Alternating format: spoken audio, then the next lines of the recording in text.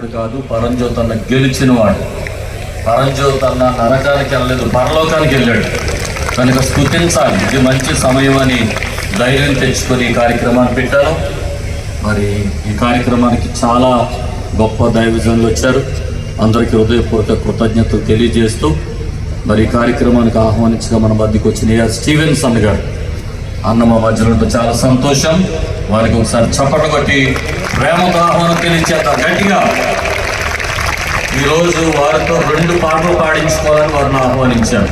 నన్ను చాలా బలపరిచిన పాటలు. ఒకటి నడిపిస్తాడు నా దేవుడు. నా పరిచయలో ఎన్నో శ్రమలు కలిగినప్పుడు వారి పాటలు నన్ను బలపరిచాయి. రాత్రి కూడా చెప్పాను, నేను రాసిన పాటలే కాదు, దైవజనుల భక్తులు ఆత్మతో రాసిన అనేక పాటల ద్వారా నేను బలం పొందుకున్నాను.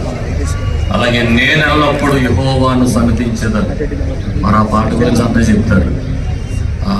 ఆ పాట అమ్మ చనిపోయిన సమయంలో వారు పాడుతున్నప్పుడు ఎంతో ధైర్యం తెచ్చుకున్నాను, ఎంతో ఆదరణ తెచ్చుకున్నాను.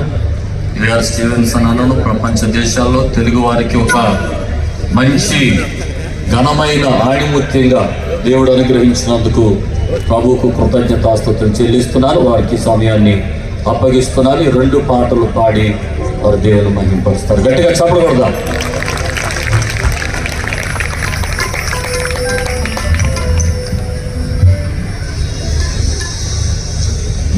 మంత్రి ప్రభనేశ్వరిస్తున్నాములో ఈ ప్రాంగణంలో ఉన్న అభిషిక్తులైన క్రైస్తవ నాయకులు, దేవుని సేవకులకు, సంగీత కుటుంబ సభ్యులందరికీ నేను హృదయపూర్వక శుభాలు తెలియజేస్తున్నాను.